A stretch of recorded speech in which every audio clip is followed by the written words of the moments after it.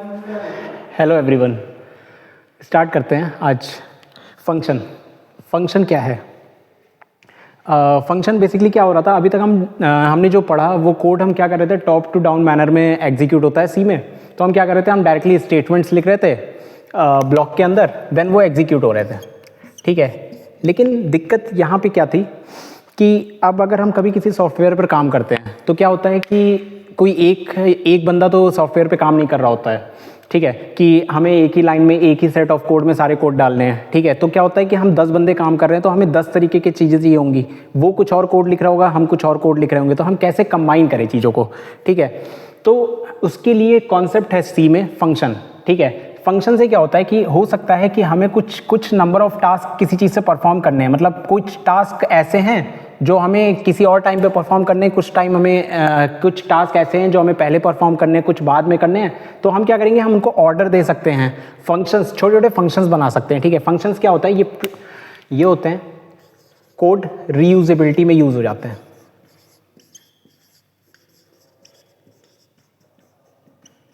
ठीक है, right once, call many times.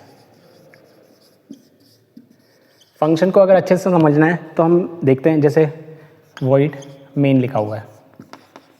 ठीक है, मान लेते हैं 2 नंबर थे हमारे पास, a = 10 b = 20, और हमें सम करना नहीं आता था। ठीक है, तो हमें क्या करना था, हमें एक सम का फंक्शन बनाना था, लेकिन ना मुझे आता है ना किसी और को आता है। ठीक है, तो हमारे आदर्श सर हैं, बढ़िया कोड लिखवाते हैं। हमने क्या किया कि हमने 2 नंबर कहे, आदर्श सर कहीं बैठे थे, कहा सर ये एडिशन करके हमें दे दो। तो हम क्या करेंगे, हम एक फंक्शन बनाएंगे, मान लेते हैं फन नाम से। इसमें क्या पास किया हमने, a और b पास किया। ठीक है, अब ये फंक्शन हम कहीं डिफाइन करेंगे,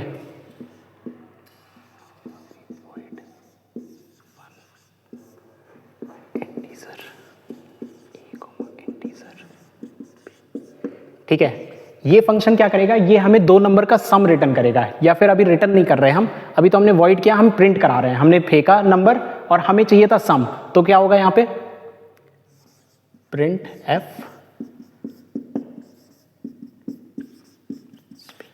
ये हमें क्या कर देगा, ये हमारा सम प्रिंट कर देगा। तो फंक्शन का यही काम था कि हर बार क्या करेगा, यूजर कुछ नंबर देगा, यूजर को सम नहीं आता, तो उसने एक फंक्शन बना रखा है जो फंक्शन उसे सम की वैल्यू दे देता है। तो ये फंक्शन का काम था एक तरीके से, कि किसी कोड को हम बार बार रीयूज कर सकते हैं। ठीक है, अब फंक्शन में क्या था कि अब फंक्शन क्या होता है, फंक्शन के रिटर्न टाइप्स भी होते हैं। फंक्शन की एक प्रॉपर, अगर हम स्ट्रक्चर को समझने की कोशिश करें तो फंक्शन में क्या होता है, जब फंक्शन, ये क्या था, ये फंक्शन डेफिनेशन थी, इसको हम फंक्शन डेफिनेशन कहते हैं। ठीक है, ये क्या कहलाते हैं, ये आर्ग्यूमेंट्स कहलाते हैं। ठीक है, अच्छा, मेमोरी के टर्म्स में अगर समझे तो इसमें लोकल वेरिएबल है a और b। मतलब a यहाँ पे क्रिएट हुआ होगा जिसमें 10 पड़ा होगा, और b यहाँ पे क्रिएट हुआ होगा जिसमें 20 पड़ा होगा। जब ये फंक्शन कॉल किया ना, तो कभी भी फंक्शन में अगर हम डायरेक्टली विदाउट एड्रेस चीजें पास करते हैं तो ये कॉल बाई वैल्यू हो रहा होगा, और कॉल बाई वैल्यू जब कॉल हो रहा होगा तो यहाँ पर क्या क्रिएट होगा, a और b है। a मेमोरी लोकेशन में किसी और जगह बनेगा, ये और a और b नहीं यूज हो रहे होंगे। अब ये फंक्शन जब स्टैक में आएगा तो a एक वेरिएबल बनेगा और b एक नई जगह किसी नए मेमोरी लोकेशन पे बनेगा। मान लेते 2000 और 3000 पे बना। ठीक है, ये डेटा उठकर कहाँ कॉपी होगा, 10 में कॉपी होगा। ये डेटा उठकर कहाँ कॉपी होगा, यहाँ पे कॉपी होगा। आप यहाँ पे कोई भी नाम ले सकते हो, C D E F कुछ भी ले लो। ठीक है, जब इन दोनों का एडिशन हो जाएगा, ये हमें आउटपुट देगा स्क्रीन क्या, 30। देन ये फंक्शन यहाँ पे एंड हुआ, जैसे ही ये फंक्शन एंड हुआ, ये दोनों मेमोरी लोकेशन से एंड हुए और रिटर्न करेगा, यहाँ पे आएगी, देन ये लाइन एग्जीक्यूट होगी। अब अगर आप यहाँ से कुछ अगर रिटर्न हो रहा होता, ठीक है, और इसका लोकल वेरिएबल होता और आप वहाँ पे प्रिंट कराना चाहते तो वो एरर देता। ठीक है, तो ये कॉल बाय रेफरेंस और कॉल बाय वैल्यू हम थोड़ा सा अभी डिटेल में बात करेंगे। तो ये एक प्रॉपर जनरल स्ट्रक्चर होता है फंक्शन का। ठीक है, अब फंक्शन के कुछ कोड देखते हैं और उसको समझने की कोशिश करते हैं। ठीक है, एक बार मैं पूरा कोड लिखता हूँ ताकि मैं फंक्शन को अच्छे से एक्सप्लेन कर पाऊँ कि पैरामीटर्स क्या होते हैं, आर्ग्यूमेंट्स क्या होते हैं, ये सब। ठीक है, तो पूरा अगर लिखने की कोशिश करें तो हैश इंक्लूड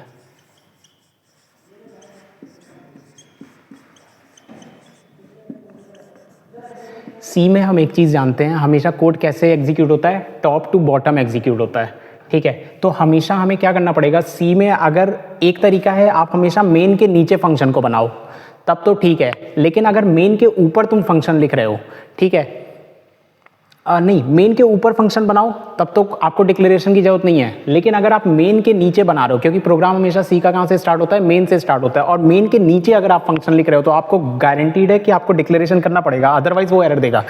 क्योंकि फंक्शन हमेशा सी कहाँ से एग्जीक्यूट होगा, टॉप टू बॉटम एग्जीक्यूट होगा, और टॉप टू बॉटम एग्जीक्यूट होगा तो वो अगर उसको एक अजीब सा फंक्शन का नाम दिखेगा तो वो उसी टाइम एरर कर देगा कि आपने कहीं डिक्लेरेशन ही नहीं किया ये क्या है, ठीक है। तो अगर कभी भी आप मेन के ऊपर यूज़ कर रहे हो फंक्शन, ठीक है, तब तो कोई दिक्कत नहीं है, लेकिन अगर मेन के नीचे लिख रहे हो तब वो एरर देगा, ठीक है। तो उसके लिए हमें डिक्लेरेशन चाहिए होती है। जैसे फॉर डिक्लेरेशन कैसे करते हैं, इंटीजर, मान लो तो सम नाम था फंक्शन का, इंटीजर कॉमा इंटीजर, ये क्या है, function declaration,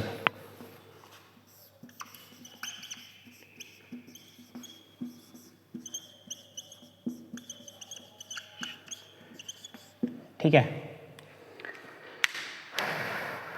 then void main, मान लेते हैं दो वेरिएबल हैं, यूजर से ले लेते हैं इस बार,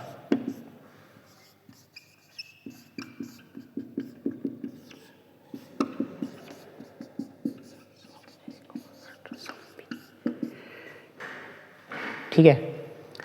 इनपुट ले लिया, देन अब फंक्शन को कॉल करते हैं। फंक्शन क्या था हमारा, सम, इसमें पास कर देंगे ए और बी को। देन ये क्या कुछ रिटर्न कर रहा है, रिटर्न टाइप, इसको क्या कहते हैं, रिटर्न टाइप। क्या रिटर्न कर रहा है ये, इंटीजर रिटर्न कर रहा है। तो कोई वेरिएबल लेंगे जो होल्ड करे इसको, सम को, तो मान लेते हैं एस ले लेते हैं। देन क्या करेंगे, print F percentile D S. अब इसको हम अगर मेमोरी के टर्म में हर चीज़ समझने की कोशिश करें तो क्या होगा, ठीक है। कुछ चीज़ें पहले लिख देता हूँ ये पे, ये फंक्शन कॉल कहलाता है, ठीक है, ये पैरामीटर्स कहलाते हैं,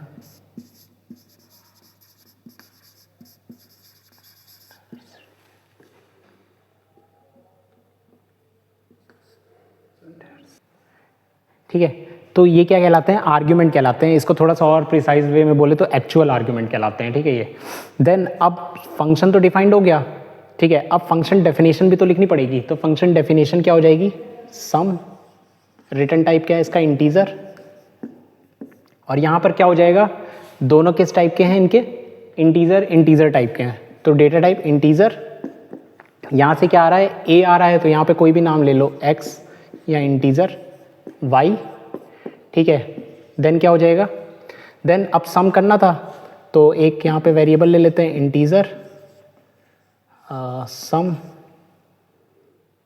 ठीक है। Then sum equal to x plus y, और फिर इस बार क्या हो रहा है, ये रिटर्न हो रहा है, ठीक, ठीक है। देन हमें क्या करना है, यहाँ पे रिटर्न टाइप है, क्या वॉइड है, नहीं है, रिटर्न टाइप इंटीजर है, तो हमें क्या रिटर्न करना पड़ेगा, रिटर्न सम, ठीक है।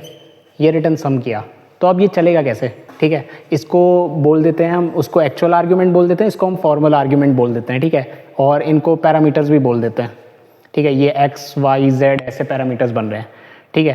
तो ये क्या होगा, जब ए और बी, यहाँ जब ये मेन चल रहा होगा, मेन की पहली लाइन चलेगी तो मेमोरी में ए और बी बनेंगे, ठीक है। ए और बी में फिर यूज़र इनपुट देगा, मान लेते हैं 10 और 20 दिया, ये किसी मेमोरी लोकेशन पे क्रिएट हुए होंगे, ठीक है। देन स्टैक, एक स्टैक मेंटेन हो रहा होगा, जैसे पहले मेन कॉल हुआ होगा। हमेशा प्रोग्राम कहाँ से स्टार्ट होता है, मेन से स्टार्ट होता है, ठीक है। क्यों ऐसा होता है, क्योंकि सी में ना लिंकर और लोडर होते हैं, वो सिर्फ मेन को जानते हैं, ठीक है। हमेशा कहाँ से स्टार्ट होता है प्रोग्राम, सी में हमेशा मेन से स्टार्ट होता है।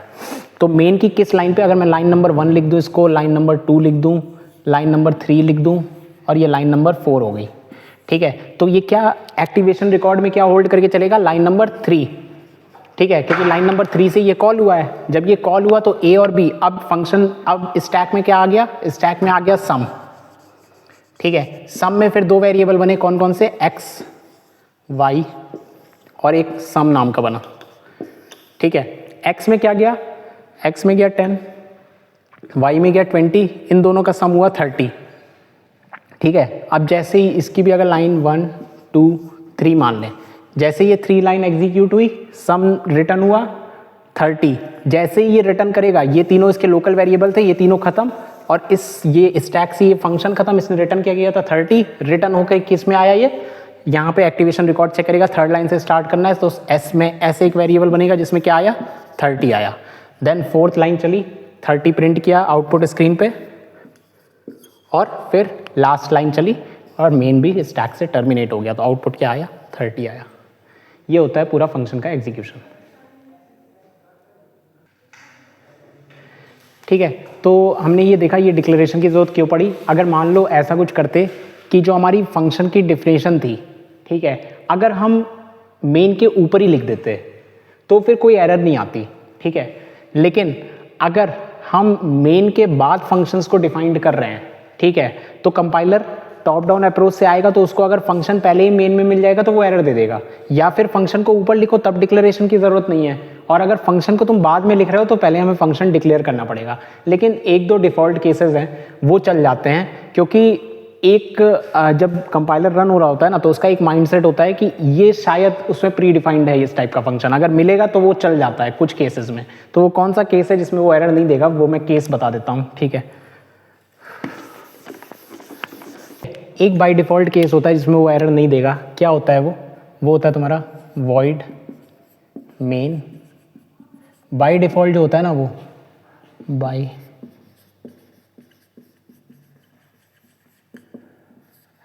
रिटर्न टाइप इंटीजर रखना है और कोई भी आर्ग्यूमेंट पास नहीं करना,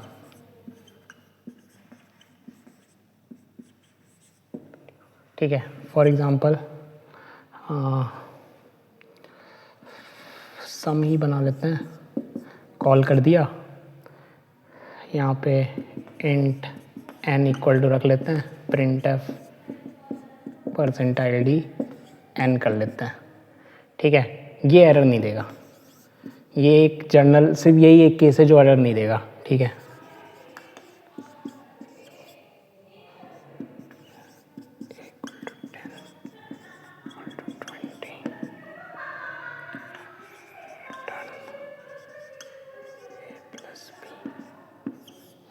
ठीक है, तो ये याद रखना कि ऐसा अगर कोई केस लिखा हुआ है तो वो एरर नहीं शो करेगा। बाकी सारे आप यहाँ पे कोई आर्ग्यूमेंट दे रहे हो, कुछ दे रहे हो और वॉइड मेन के बाद लिख रहे हो तो वो एरर देगा, तो वहाँ पे हमें फॉरवर्ड डिक्लेरेशन की ज़रूरत होती है। अब 4 टाइप के यूज़र डिफाइंड फंक्शन आप बना सकते हो, ठीक है। किस किस टाइप के,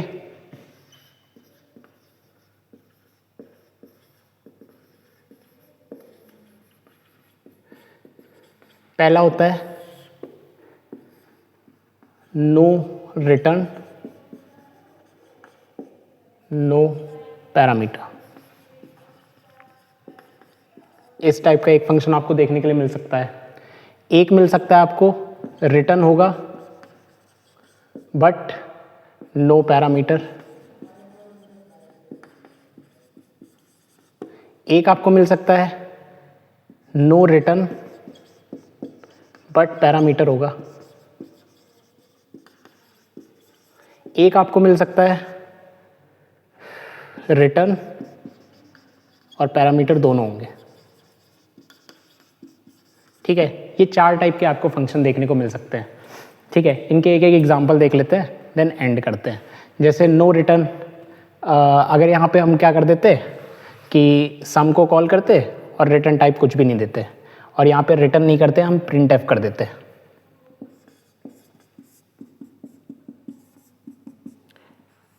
तो ये क्या बन जाता, नो रिटर्न नो पैरामीटर का एग्जाम्पल बन जाता, ठीक है। यहाँ पर इंट की जगह वॉइड कर देना था, ठीक है, ये चेंज हो जाता।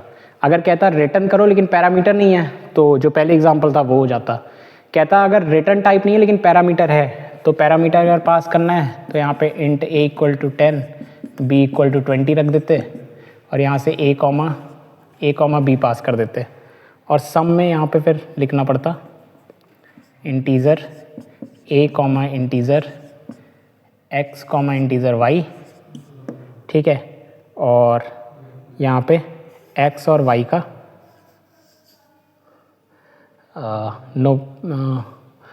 रिटर्न करना था, ठीक है, नो रिटर्न नहीं करना था, ठीक है। तो यहाँ पे क्या करते printf percentile d x plus y कर देते, ठीक है। तो ये थर्ड वाला एग्जांपल बन जाता नो रिटर्न एंड पैरामीटर। अब रिटर्न और पैरामीटर दोनों करना था तो यहाँ से आप रिटर्न करवा देते उस चीज़ को, ठीक है। तो ये 4 एग्जांपल हो गए फंक्शन के। अब ठीक है, आपके सामने एक क्वेश्चन लिखा हुआ है, इसको हम सॉल्व कर लेते हैं। आपका फंक्शन, ऐसे फंक्शंस कभी कभार गेट में पूछ लेते हैं कि आपको मल्टीपल फंक्शन दे रखेगा, उसका आउटपुट पूछ लेगा। तो एक क्वेश्चन हम देखते हैं आपको सॉल्व कैसे करना है ताकि आपको क्लैरिटी मिल जाए, ठीक है। तो हमेशा फंक्शन कहाँ से स्टार्ट होता है, मेन से स्टार्ट होता है, ठीक है। तो मेन पहले हम हमेशा एक इसको स्टैक के रूप में सॉल्व करते हैं क्योंकि मेमोरी में हमेशा एक स्टैक मेंटेन हो रही होती है। तो पहला फंक्शन कॉल होगा मेन में ये दोनों कैसे वेरिएबल है, लोकल वेरिएबल। लोकल ग्लोबल क्या होते हैं हम स्टोरेज क्लास में बात करेंगे, अभी के लिए फिलहाल ये आप याद रखो ये लोकल वेरिएबल है, इस फंक्शन में बने हुए हैं। तो ये 2 वेरिएबल बनेंगे m और n, ठीक है, इन पे कुछ वैल्यू पड़ी होगी। देन अगर इसको हम लाइन नंबर 1 माने और इसको लाइन नंबर 2 माने तो ये लाइन नंबर 2 पे आएगा। तो एक फंक्शन कॉल हो रहा है ABC फंक्शन कॉल कहाँ पे है, यहाँ पे है। तो अब इससे एक फंक्शन कॉल हुआ है तो ये क्या स्टोर करके रखेगा, एक्टिवेशन रिकॉर्ड कितने पर रुका है, 2 पर रुका हुआ है, ठीक है। देन फंक्शन कॉल हुआ कौन सा, ABC, ठीक है। इसके खुद के 2 लोकल वेरिएबल बनेंगे A और B। A में क्या कॉपी होगा, A में 10 कॉपी हुआ, B में 20 कॉपी हुआ, ठीक है। इसकी भी अगर हम लाइन मान ले 1 2 3 और ये 4, ठीक है। तो पहली कॉल होगी इंटीजर s, एक s वेरिएबल बन रहा है यहाँ पे, ठीक है। फिर क्या हो रहा है, s में a प्लस b जा रहा है, 10 प्लस 20, s में क्या गया 30 गया। देन फिर एक फंक्शन कॉल हुआ function a comma b, function a comma b किसका कॉल हुआ, फिर से एक फंक्शन कॉल हुआ। तो ये एक्टिवेशन रिकॉर्ड किस पे रखेगा, 3 स्टोर करेगा। देन फंक्शन कॉल हुआ तो फन नाम का कॉल हुआ, इसमें x और y 2 वेरिएबल बने। x में वैल्यू क्या जाएगी, x में वैल्यू जाएगी a वाली 10 20, ठीक है। देन एक p वेरिएबल बनेगा, p में क्या आया, p में x इंटू वाई आया, 10 इंटू 20 मतलब 200, p में क्या गया 200 गया, ठीक है। देन प्रिंट एफ हुआ, अब स्क्रीन पर प्रिंट होना शुरू हुआ। प्रिंट क्या हुआ पहले, सबसे पहले 200 प्रिंट होगा, ठीक है। फिर फंक्शन खत्म तो एक्टिवेशन रिकॉर्ड इसका खत्म हुआ। देन ये जब रिटर्न हुआ तो किस पॉइंट पे रिटर्न हुआ, थर्ड लाइन पर रिटर्न हुआ। देन थर्ड लाइन पे कुछ था नहीं, अब फोर्थ लाइन एग्जीक्यूट होगी, एस प्रिंट होगा। देन ये फंक्शन खत्म तो ये रिटर्न करेगा इसको, कहाँ पे रिटर्न आया, 2 नंबर लाइन पे रिटर्न आया। देन एंड, तो ये इसका आउटपुट आएगा। इस तरीके से फंक्शन होता है। देन यहाँ से भी मेन भी एग्जीक्यूट हो गया और प्रोग्राम खत्म हो जाता है, ठीक है। तो फंक्शन हमने देखा। फंक्शन का ये एक टॉपिक होता है रिकर्शन क्या है, ठीक है।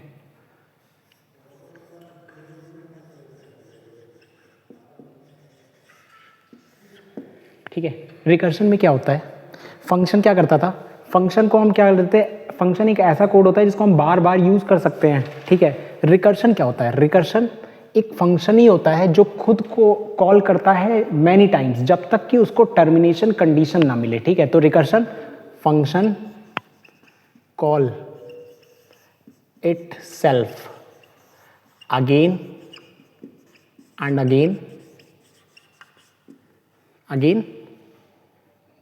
अगेन बट टर्मिनेशन कंडीशन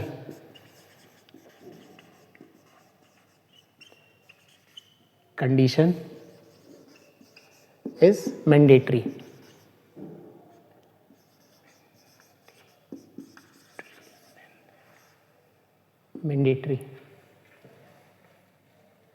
ठीक है, ये होता है।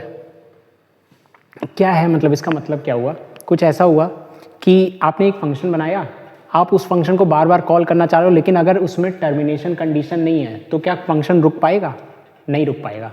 फॉर एग्जाम्पल आपने लिखा फंक्शन कुछ भी बनाया, यहाँ पर लिख दिया printf लॉजिक लिफ्ट, और इसी फंक्शन को आपने दोबारा कॉल कर दिया, तो ये क्या करेगा, कॉल हुआ, फिर कॉल हुआ, फिर कॉल हुआ, फिर कॉल हुआ, ये किस में फंस जाएगा, इनफाइनाइट लूप में फंस जाएगा। ठीक है, इसीलिए हम रिकर्शन का जो जर्नल स्ट्रक्चर होता है वो कुछ ऐसा होता है।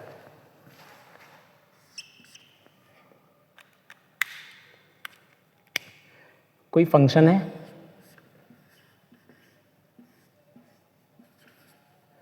इफ में क्या होता है, कोई भी कंडीशन होगी या एक्सप्रेशन होगा, खाली नहीं होता इफ, ये हम पढ़ चुके हैं। ठीक है, ठीक है, देन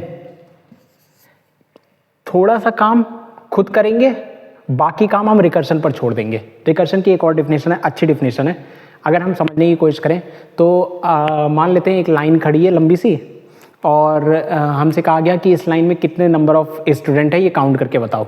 ठीक है, तो अब एक तरीका है कि मैं एक एक करके एक एक बच्चे को काउंट करना शुरू करूं।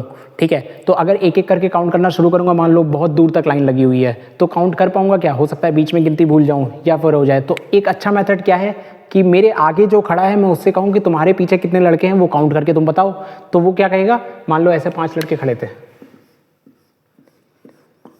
मैं यहाँ खड़ा था। ठीक है, मैंने इनसे कहा कि आपके पीछे कितने लड़के आप मुझे काउंट करके बता दो। इसने इससे क्या कहा कि तुम्हारे पीछे कितने खड़े हैं मुझे काउंट करके बता दो। इसने इससे कितना क्या कहा कि तुम्हारे पीछे कितने खड़े हैं मुझे काउंट करके बता दो। सिमिलरली क्वेश्चन इन्होंने पूछा, ये क्या कहेगा, मेरे पीछे कोई नहीं बट मुझे ज्वाइन करके कितने हुए 1, तो इसने कितना रिजल्ट दिया, 1 रिजल्ट दिया। देन ये कहेगा मेरे पीछे 1, मुझे जोड़कर कितने 2, ऐसे ये कितना आउटपुट देगा 3, ये कितना देगा 4, और ये रिटर्न कितना करेगा 5। ठीक है, इसके पीछे 4 और इसको जोड़ के कितने हुए 5। ठीक है, तो थोड़ा सा काम हमने किया, मतलब जो लास्ट वाला काम था वो थोड़ा सा ना, थोड़ा सा काम हमने किया, बाकी काम किसने किया, बाकी काम तो रिकर्शन ने किया ना। तो ये इफ कंडीशन क्या बोलती है कि आप छोटे रिजल्ट का आंसर बता दो। ठीक है, बाकी बड़े रिजल्ट को किस पे छोड़ दो, रिकर्शन पे छोड़ दो। तो इफ में हम क्या लिखते हैं, इफ में लिखते हैं हम बेस केस, बेस कंडीशन लिखते हैं। ठीक है, जो हमारी टर्मिनेशन कंडीशन बनेगी। ठीक है, और बाकी कोड में क्या होता है, बाकी कोड में रिकर्शन लिखा आता है। ठीक है, बाकी कोड में रिकर्शन लिखा आता है। तो ये एक बेसिक सा फंक्शन होता है रिकर्शन का।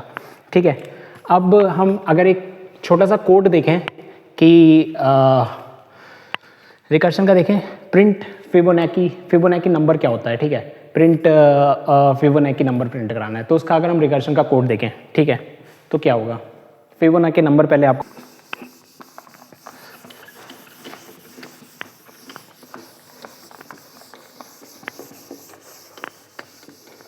फिबोनाची नंबर का कोड देखते हैं। फिब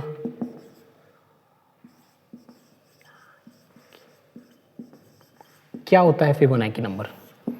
ठीक है, फिबोनाची नंबर होता है 0, 1, 1 + 0, लास्ट 2 डिजिट का सम तीसरी डिजिट देता है। तो 0 + 1 क्या हो जाएगा 1, 1 + 1 क्या हो जाएगा 2, 2 + 1 क्या हो जाएगा 3, 3 + 2 क्या हो जाएगा 5, 5 + 3 क्या हो जाएगा 8, 8 + 5 क्या हो जाएगा 13।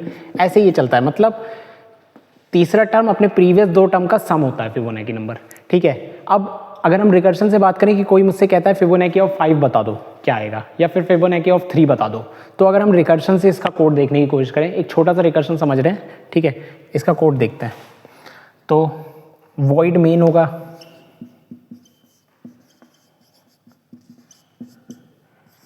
ठीक है, इसमें मान लेते हैं हम यूज़र से कोई इनपुट लेंगे, या फिर अभी हम ऐसे ही ले लेते हैं। ठीक है, और कॉल किया, फिब नाम का एक फंक्शन बना लिया है जिसमें हम a पास कर देंगे। ठीक है, और ये क्या करेगा, इंटीजर x है, printf %d x प्रिंट करेगा। ठीक है, कुछ ऐसा है। अब इनका फंक्शन देखते हैं। अब integer fib of integer a call किया। ठीक है, तो हमने रिकर्शन में क्या सीखा था, कुछ काम हम करेंगे, बाकी काम रिकर्शन पे छोड़ देंगे। तो वो कुछ काम क्या है, हमें आगे की 2 डिजिट हमेशा पता होंगी, ये क्योंकि सबसे छोटी डिजिट है। आगे की क्या हमें पता है, नहीं पता। अगर मैं पूछ लूँ 560 क्या होगा फिबोनाची का, क्या पता है हमें, नहीं पता। तो हमें जो चीज़ें पता है, जो छोटे रिजल्ट्स पता है, हम उनको बेस केस बनाएंगे। तो इसमें हमें क्या रिजल्ट पता है, इफ a इक्वल टू 0 तो क्या करो, रिटर्न 0 कर दो। इफ a इक्वल टू 1 तो रिटर्न क्या कर दो, 1 कर दो। ठीक है, ये 2 बेस केस हो गए हमारे। एल्स अगर ये 2 बेस केस नहीं है तो फिर सारा काम रिकर्शन पे छोड़ दो, फिर हमें कुछ नहीं करना। हम क्या करेंगे, कॉल करेंगे, रिटर्न करो फिब ऑफ किसको, दोनों के सम होता है लास्ट का, तो a -1 प्लस फिब होगा ये, फिब ऑफ a -2, ये रिटर्न हो जाएगा। ठीक है, तो अगर हम इसको एक बार ट्रेस करके देखें, ठीक है, फॉर एग्जांपल हम रिकर्शन को ट्रेस कैसे करते हैं ये भी सीखते हैं थोड़ा सा।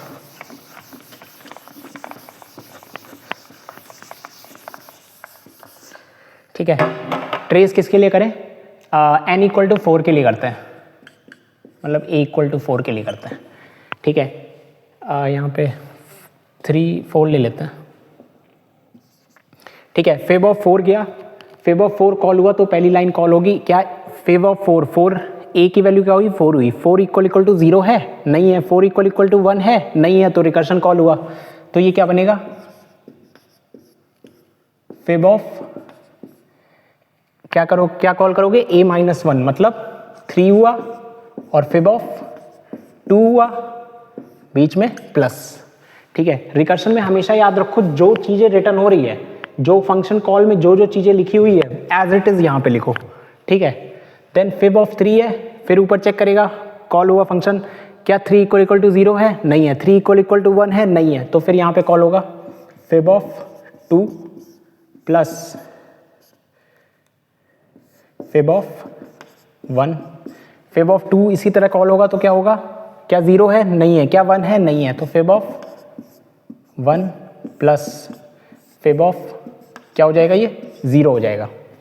ठीक है, फिब ऑफ 2 फिर कॉल हुआ, क्या 2 इक्वल टू 0 है, नहीं। क्या 2 इक्वल टू 1 है, नहीं। तो फिर यहाँ पे क्या कॉल होगा, fib of 1 plus fib of 0। अब ट्रेस करते हैं। अब देखो फिब ऑफ 1 कॉल हुआ तो यहाँ पर देखो फिब ऑफ 1 आया, 1 इक्वल टू 1 है, हाँ है। तो ये क्या रिटर्न करेगा, ये रिटर्न करेगा 1। ठीक है, देन अब ट्रेस कैसे करते हैं रिकर्शन को, हमेशा रिकर्शन को टॉप टू बॉटम और लेफ्ट टू राइट ट्रेस करते हैं। ठीक है, तो यहाँ से ट्रेस होना स्टार्ट होगा। ये हमारा बेस केस आया, इसने रिटर्न 1 किया, देन प्लस फिब ऑफ 0 क्या है, फिब ऑफ 0 इक्वल टू 0 है। तो ये क्या रिटर्न करेगा, 0 रिटर्न करेगा। तो इन दोनों ने क्या रिटर्न किया, 1 प्लस 0, लास्ट में 1 प्लस 0 1 रिटर्न किया। ठीक है, देन प्लस फिब ऑफ 1 क्या रिटर्न कर रहा है, फिब ऑफ 1 क्या रिटर्न कर रहा है, 1। 1 प्लस 1 क्या रिटर्न किया इसने, 2 रिटर्न किया। देन 2 फिब ऑफ 1 क्या है, फिब ऑफ 1 आपका 1 रिटर्न करेगा। फिब ऑफ 0 फिर प्लस हुआ, फिब ऑफ 0 क्या है आपका, 0 है। तो 1 प्लस 0 क्या हो जाएगा, 1। देन फिब ऑफ 4 निकालना है, तो फिब ऑफ 3 का रिजल्ट आपके पास आ गया, प्लस फिब ऑफ 2 का रिजल्ट आ गया। तो 2 प्लस 1 क्या हो जाएगा, 3। तो फिब ऑफ 4 क्या आया, 3 आया। तो ये आपका आंसर हो गया। ठीक है, इस तरीके से रिकर्शन को ट्रेस करते हैं। इस पे गेट पे बहुत से क्वेश्चन आते हैं। अभी हम एक गेट का क्वेश्चन भी सॉल्व करते हैं। ठीक है, ये आपको समझ में आ गया ना। ठीक है, ठीक है, ये एक गेट में पूछा हुआ रिकर्शन का क्वेश्चन है। इसको सॉल्व कर लेते हैं हम रिकर्शन ट्री से, तो हमें रिकर्शन की क्लैरिटी मिल जाएगी कि कैसे क्वेश्चंस आ सकते हैं, कैसे हमें सॉल्व करना है। ठीक है, तो इसमें हमें एक फंक्शन दिया हुआ था 513,2 पर पूछा था कि ये फंक्शन क्या रिटर्न करेगा, हमें क्या आंसर देगा इस वैल्यू को पास करने पर। ठीक है, तो कैसे हम रिकर्शन ट्री बनाते हैं, पहले हम फंक्शन का नाम लिखेंगे। अच्छा, एक चीज़ मैंने बताया था अनसाइंड और साइंड, इसका कोई फ़र्क पड़ेगा क्या। देखो 513 और 2 कैसे नंबर है, पॉजिटिव नंबर है। क्या पॉजिटिव निगेटिव लिखने से इस पर कोई फर्क पड़ रहा है? अनसाइंड कह दिया तो मतलब कि ये कैसे ही नंबर होंगे, हमेशा ही पॉजिटिव नंबर होंगे, निगेटिव नंबर होंगे नहीं। तो यहाँ पर अनसाइंड का कोई फर्क नहीं पड़ रहा, ठीक है। यहाँ पे साइंड अनसाइंड का कोई फर्क नहीं पड़ रहा, ये आपको ऐसे ही दे रखा है कंफ्यूज करने के लिए। अनसाइंड साइंड नंबर हम डिस्कस कर चुके हैं, ठीक है। तो अगर इस फंक्शन को हम ट्रेस करना शुरू करें तो सबसे पहले किसके लिए कॉल होगा? 513, 2 के लिए कॉल हुआ, ठीक है। अंदर आया function if n is greater than 0, ये n है और ये क्या है आपका? ये है r। n is greater than 0 है, हाँ है, तो क्या रिटर्न करेगा? n plus n modulus r। n modulus r इसका क्या हो जाएगा? n मॉडुलस r हो जाएगा इसका 1। फिर मैंने बताया जैसे ही पूरा रिटर्न होता है वैसे ही लिख दो, प्लस फिर से फंक्शन कॉल हुआ, कितना इसका डिवीजन कितना हुआ? 2 2 2 6 12 कॉमा r क्या हो जाएगा? r तो कभी कोई चेंज हुआ क्या? नहीं हुआ, 2 रहा, ठीक है। देन फिर रिटर्न हुआ, ऊपर गया, फिर से फंक्शन कॉल हुआ है, तो अब क्या होगा? फिर से n ग्रेटर देन 0 है, हाँ है। देन इस बार रिमाइंडर क्या आएगा? 256 पूरा पूरा 2 से डिविजिबल है, तो रिमाइंडर 0 प्लस क्या आ जाएगा? 256 को काटूंगा तो 128। फिर ये पूरी तरीके से डिविजिबल है तो आपको इसको बार बार चलाना है, ठीक है। तो ये कब तक कह रहा है? कब तक चलाओ? जब तक कि n ग्रेटर देन 0 रहे। तो चलाते हैं इसको, प्लस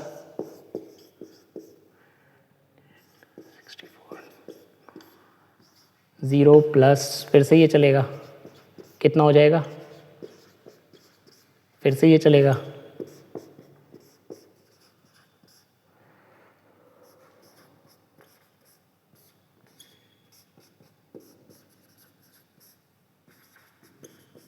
फिर चलेगा, अभी भी ग्रेटर देन 0 है ना n की वैल्यू।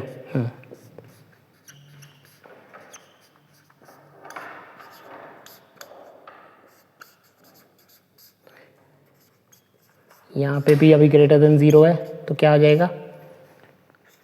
1 हो जाएगा इस बार, कॉमा 2। अब देखो ये 1 हुआ, अब n ग्रेटर देन 0 अभी भी है, लेकिन 1 मॉड 2 क्या होगा? 1 मॉड 2, 2 0 सा 0, रिमाइंडर 1 बचा, 1 प्लस, लेकिन डिवीजन में क्या हो जाएगा? 0, 2, ठीक है। अब n की वैल्यू 0 हो गई, तो अब एल्स वाला चलेगा, तो ये क्या रिटर्न करेगा? ये 0 रिटर्न करेगा। ट्रेस कैसे करते हैं रिकर्शन को? यहाँ से हम ट्रेस करना शुरू करेंगे, ठीक है।